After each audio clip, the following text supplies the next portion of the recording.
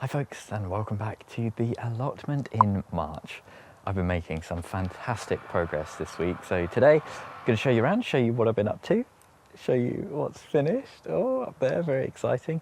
Little seedling update, and then we're going to have a little bit of a focus on getting the Polytunnel ready for the upcoming season. I'm blinded by the light of the greenhouse. Let's look back here first. Very, very exciting news. The canopy, the veranda. It's quite a grand name calling this a veranda, but the little scrap wood extension out the front of the shed is complete, and I'm really, really happy with it. You can see nothing too complex. I've just got that bitumen sheeting up on there now, and it is really, really secure with those special fixings. The fixings are just little capped off screws basically to stop water going in the holes, and they've gone through into those supports. So most of the stability is going to come from the screws going into there, but the ply that spans this does have screws going in as well. They're slightly longer than advertised, which is a little bit annoying. They are poking through slightly, but that's no big deal. It was a little bit fiddly, took probably a little bit longer than I was expecting, but now it's up. It feels fantastic, and that's going to last a really, really long time. The ply up here is just a little bit of extra support, so it's got something else to be anchored into, and it prevents a little bit, you know, the wind getting under there.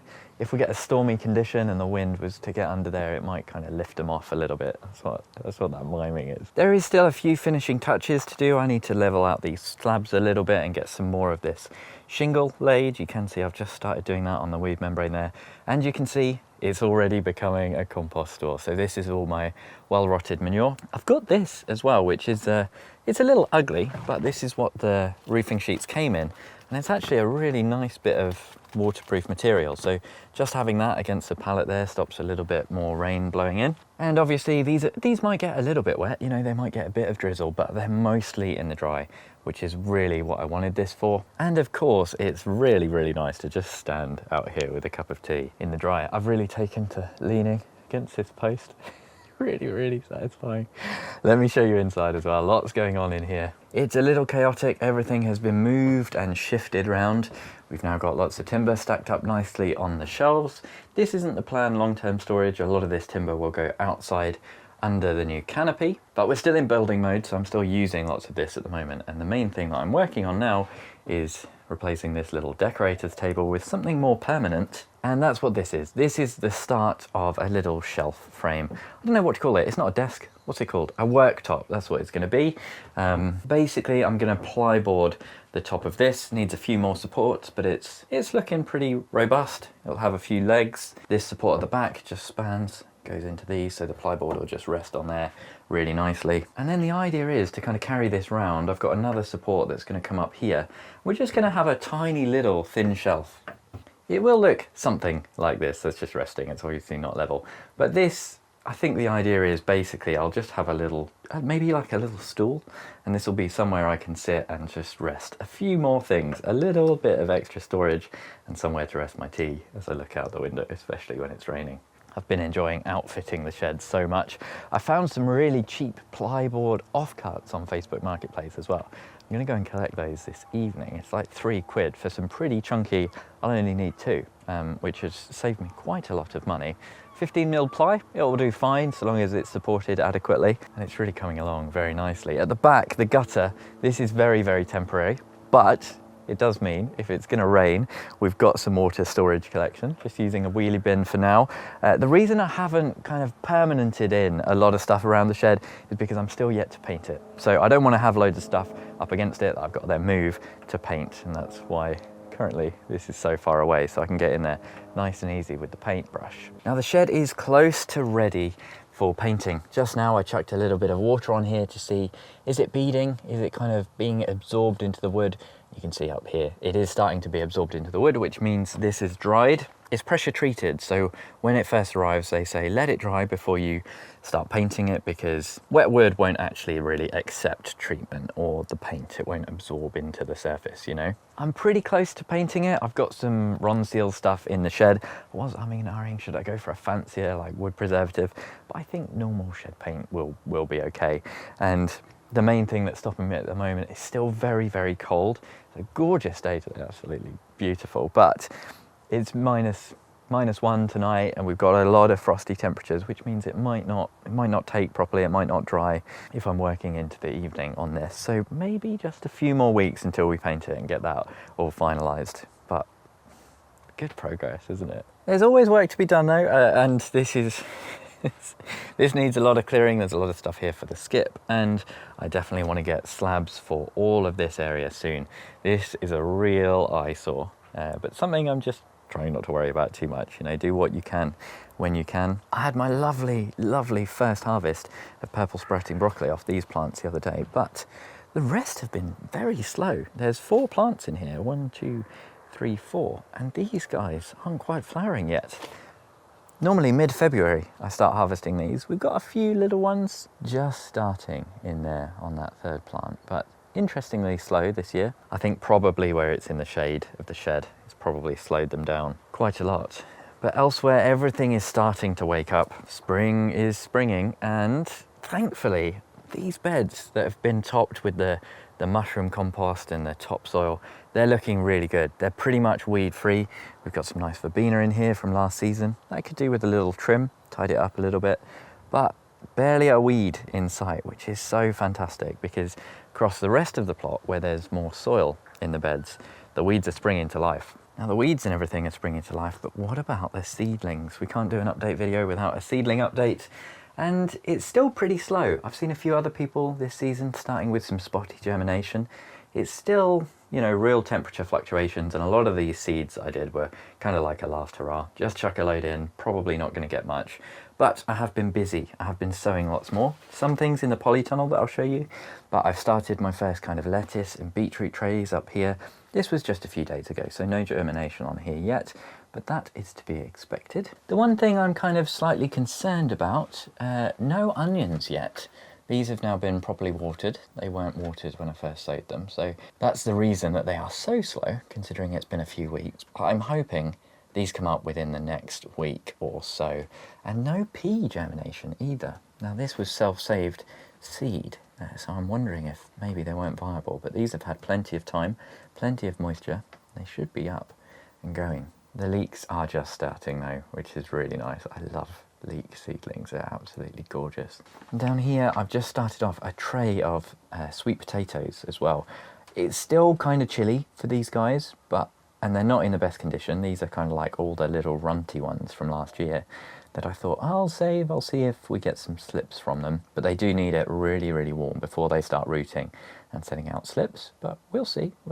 I know I've said it before, but having this seedling set up, this kind of potting station, it's just so wonderful. Had a few people asking about where all this stuff is from. The staging and this seedling tray is from a company called Copper Grey. Full disclosure, they did give me a bit of a discount, but I'm not affiliated with them or anything more like that. I don't get any kickbacks, but this staging, it's just wonderful. Really good. And the other thing in the greenhouse, I've still got down here my quad grows and a few of the chili pots. And the idea was, I've left the majority of my chilies this year, which is not something I normally do. And I just wanted to see if there was a chance, even if outdoors not outdoors, but undercover, whether or not they might overwinter. And I think by now, we've had some warm days, we'd be expecting to see, green shoots. And if I cut through this stem, you'd be expecting to see a little bit of green in there. It's like cutting through wood. Good Lord. There really is no sign of life here. So I think it's time to give up on these chilies. No overwintering. I'm not a big fan of overwinter chilies anyway, but I thought it was just worth a go. An interesting experiment to see whether or not they might survive on the south coast, just leaving them in the greenhouse. So I've got quite a few pots in here to get cleared out and a few in the polytunnel as well. All of the spent compost will be saved. This is really valuable stuff, especially as it's got a nice mix of the perlite and the additives and that kind of thing, so nothing goes to waste. Back outside, the ground has just started to warm up. When you start to see the weed growth, that's a good sign that the soil is going to be getting up to temperature. So I've started direct sowing. I've got a few rows of carrots in here and some lettuce as well, some radish too. We'll see what the carrots do. I'm basically throwing my money away growing carrots normally, but you never know. And in this greenhouse, very exciting, started my first potatoes. Now the potatoes I've got this year are both main crop, so it's quite early for main crop, but if you do them somewhere a bit warmer, undercover in a greenhouse or a polytunnel, you can normally get them off to a pretty good start. So we've got some Caledonian Rose and some Golden Wonder this year that I've just started. And because they're main crop and it's a little early, I've just done the one series of pots there, the one pair of pots. More chilies in here to get sorted today. The plan for my potatoes this year is to mostly be growing in the ground. I've done a few years of sort of trying them in pots and it's okay, but I don't find it that much easier, to be honest. I don't find it that much less work. I don't find the harvests are much better than growing in the ground, and I've got the space to grow in the ground, so it sort of makes sense. One thing to mention, this year I have bought potato fertilizer. That's the one big difference. So I've used that in the pots. Can't really be bothered to try any experiments. I'll use that in the ground as well. But hopefully we'll have a nice year for potatoes. Some nice things in this little flower area. We've got bulbs starting to wake up. The first daffodil. It's very late, isn't it, to have the first daffodil, which does always remind me the allotment is chilly. You know, it is chilly, especially compared to like our back garden. Got lots of bulbs coming in here. I hunted around for the primroses. I can see them getting going.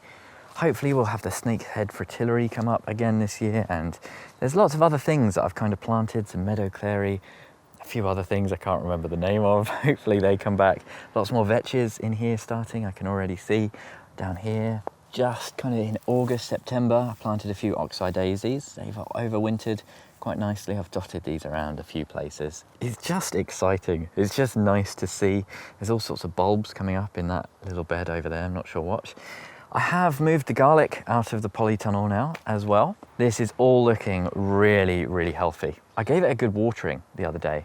Oh, something's been in here. That's the danger, isn't it, when you bring them out of cover? Let me just, a bit of support. It feels like it might have pushed itself out actually with some root growth. It feels really spongy.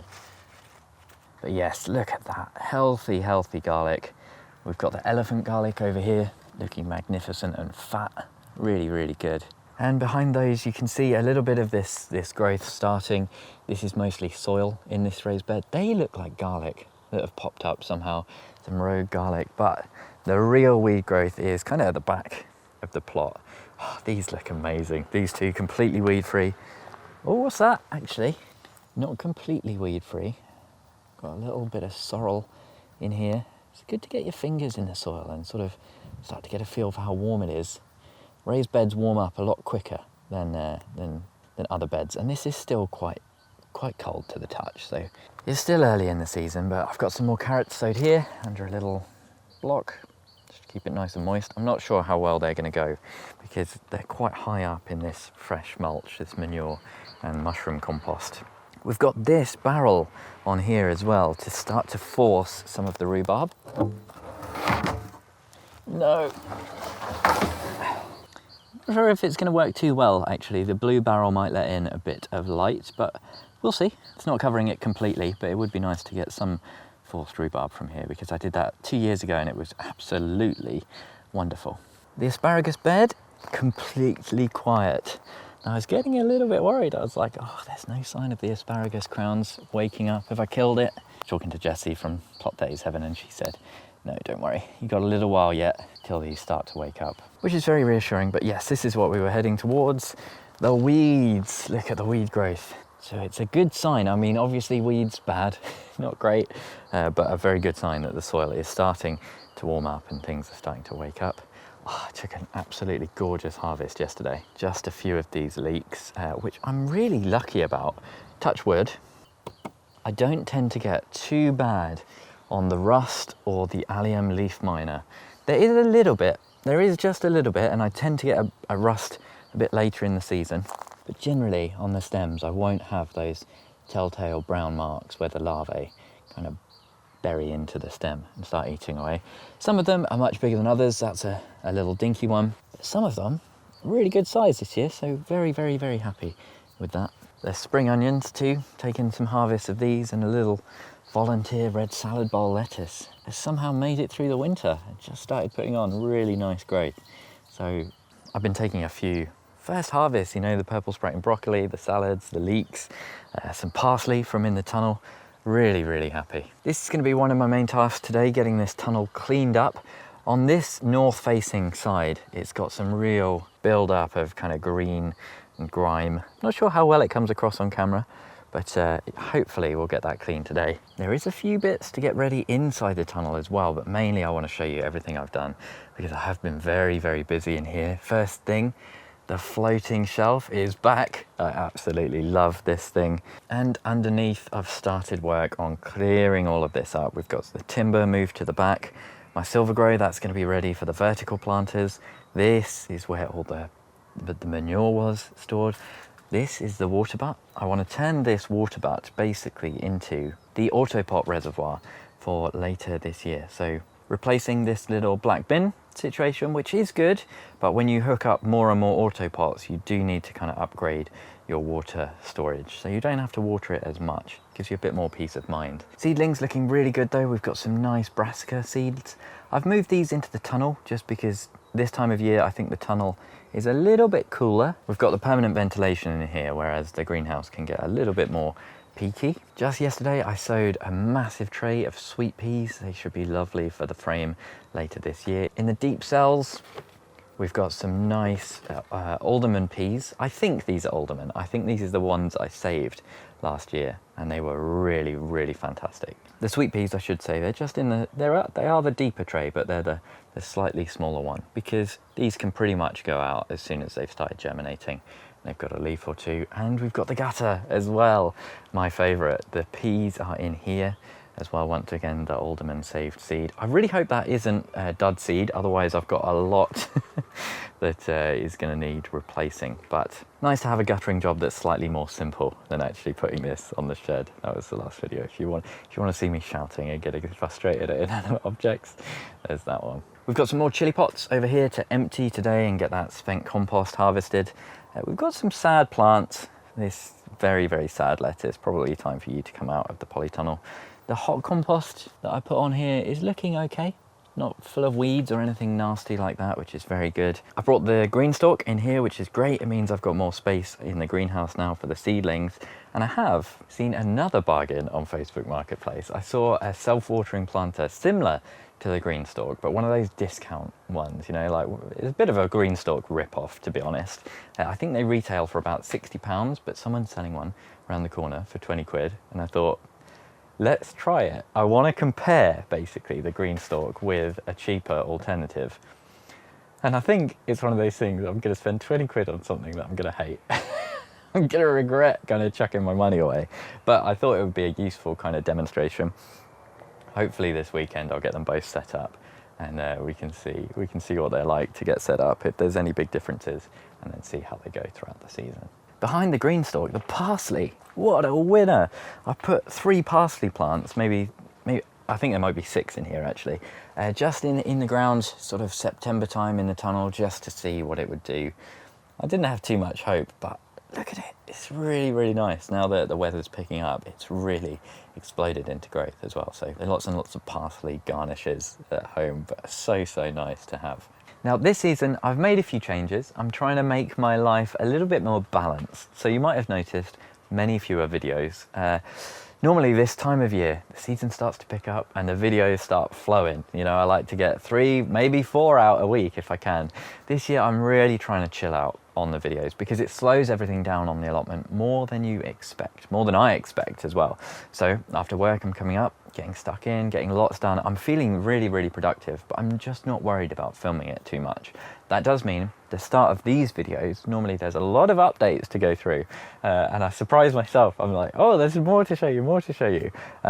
But I do find it helps me be way more productive on the allotment. So hopefully you still enjoy this style of videos where there's a lot of updates and showing you what I've been doing across the week. That said, there is still stuff to do today. We want to get this polytunnel growing ready. There's lots of cleaning and shifting and sweeping to do in here and that sort of thing. But first, we're going to focus on trying to get this cleaned up. Now, everyone, when we were recording our Potty Mouth live stream, said, oh, it's super simple. You just need a bucket of soapy water and a soft brittle broom.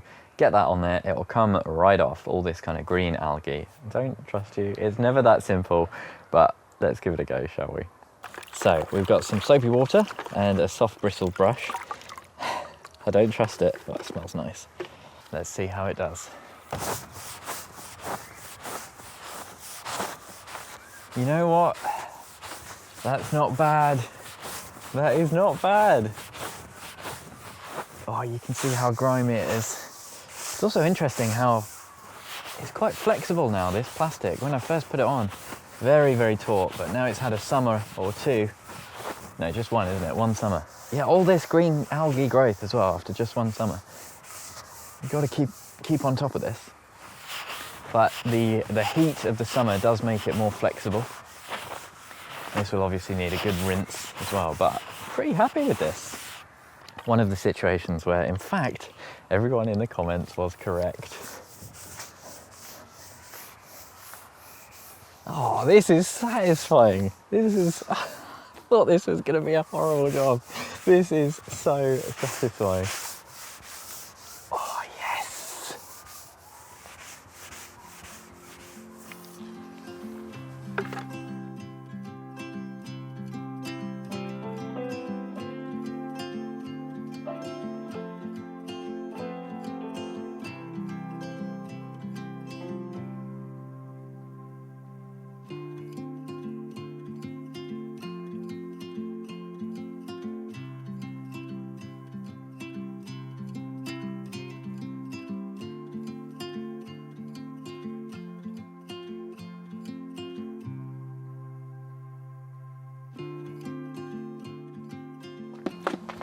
I am amazed with how well this has come out.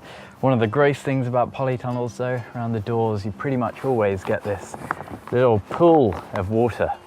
And it's very important to try and get these creases on the inside of your tunnel so they don't fill up with rain, but they will still fill up with condensation and just gross stuff. And I think it's time to try and get in here with a cloth and just kind of scoop this out a little bit, give it a little clean, because I've been looking at it for quite a long time and just thinking, oh, I'm gonna have to do that one day. Oh yeah, that's grim. That is grim. This becomes a real hot spot for this algae. Oh, this is satisfying though. It's very satisfying. You will have seen as well, I've just got a sprayer filled with some clean water, and that's quite good for rinsing because you can get a little bit of power on it. Oh, look at that, you can squeeze it up. Ugh, gross.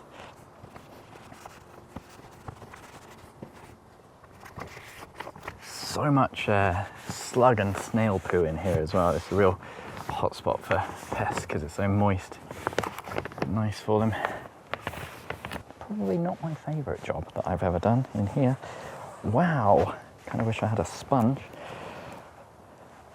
But it's not going to be perfect, but much nicer than it was. Now, I wouldn't say it's good as new, but I'm so happy with it. It's come up so clean and nice. The next thing for me to do, I want to get in here, give it a good clean out, move a bit more stuff around, and I've just realised I wanted to use a broom, which is now very wet and will not be very good for sweeping. So let me take that out. Give this a quick shake out, and then I'll leave it somewhere warm to dry, and then I'll do some of those chili pots, empty that. And also, I have forgotten to eat today, so I might go buy a sandwich or something from a shop down the road. And hopefully this will be dry.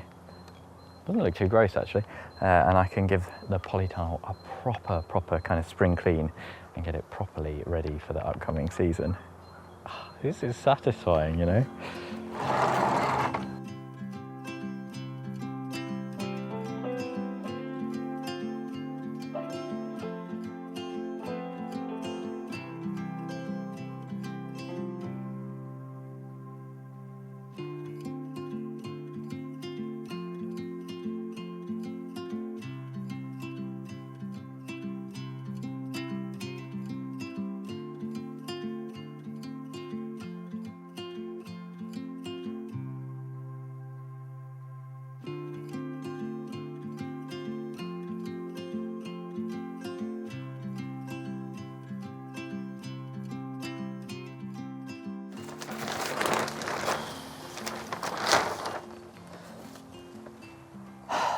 I'm filled with regret. I hate myself. It's raining. Oh, I didn't have to rinse the polytunnel off anyway. It's literally just started. I somehow have a very wet glove, and I've also got to the end of these chili pots, and the last ones right in the corner haven't been watered, and a lot of coughing, a lot of sputtering. I had to give them all the water and then leave the polytunnel for 5 minutes so they could hydrate, so I don't choke myself out. This is the downside of growing things in pots, you know, chilies and tomatoes and that kind of thing, and I've really caught myself out. I did not realise I had quite so many of these to do. I kind of skipped this job. I normally do it at the end of the season, you know, in winter, December. The good news is, the nice thing, is that I've got lots and lots of spent compost now. 1, 2, 3, 4. This is a 5th bag. Oh, hey, look at those root systems. And the bags are mostly half full, so let's say 30 litres in each bag. That's pretty good. I've got a few back here that I did earlier in the season as well. And I can put probably quite a lot of this in the what's it called? The green stalk. I think the nice mix of perlite in here will help kind of lighten that up a little bit. I did buy an awful lot of compost, silver grey, to go in there, but I think using a lot of this spent compost in there will be quite a good idea. So what I'm going to do, get all of these bags under that cover so they stay nice and dry and don't get waterlogged, and then I can move on to the final stages of cleaning this tunnel up, cleaning it out, getting it ready for the oncoming season.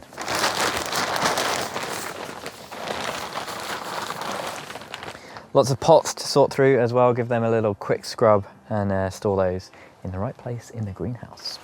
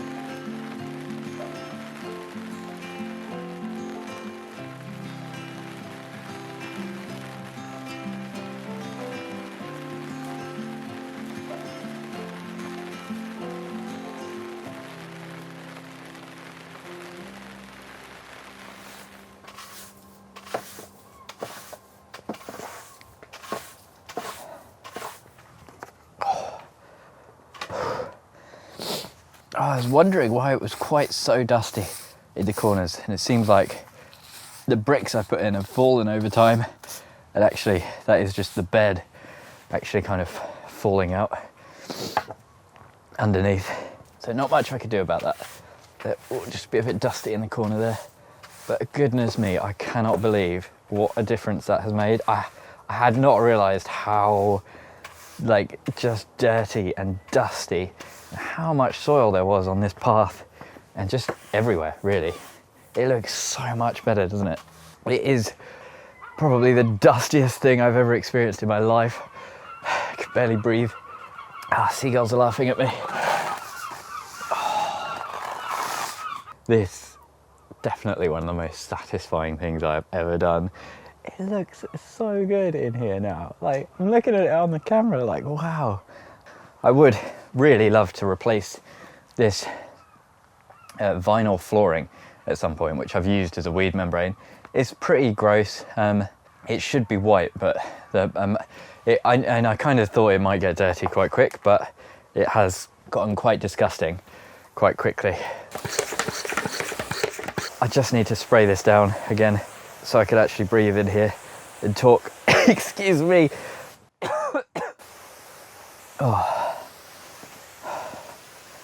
This sprayer is really, really handy. I bought it to keep the greenhouse humid. I found I'm using it all the time, actually. It's quite handy for watering seedlings at this time of year as well, when they're super small and delicate. And it's very good for this as well. Oh, good Lord. So yes, maybe one day I'll replace this properly.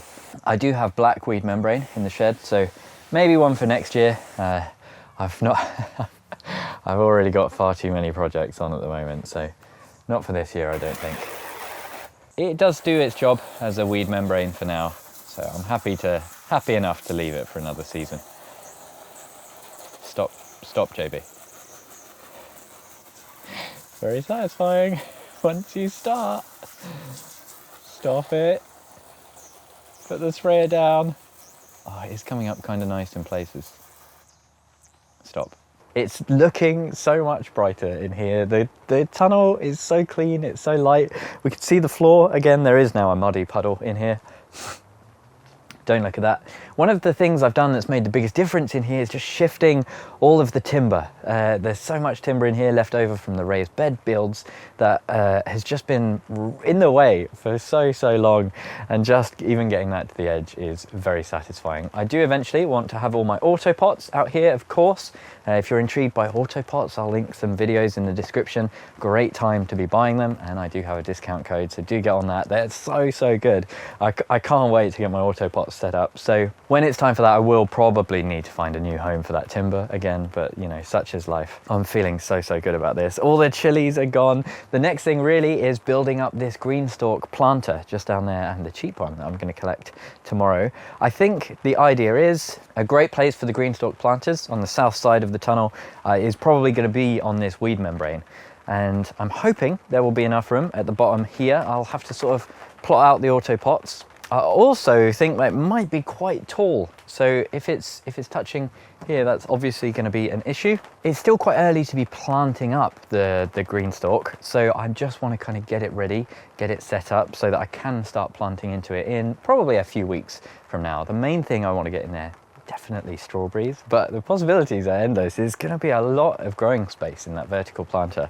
I just can't wait to get it set up. Quite hard to get in the UK. I got this one from Rooted in Bolton, links in the description if you want to see that, as well as the auto pots. I do have one more job in front of me today, and that is going to collect the plyboard for continuing the shed build. I'm very excited about that. But thank you ever so much for joining me today. I hope you enjoyed the updates. An extra special thank you to all of my patrons, but especially my Chili Pepper tier patrons: Tony, Bill, Pam, Mel, Michael, Socks, Dorcasaur, Louise, Andre, Brett, Tom and Amber. Hopefully I'll see you again in the next one.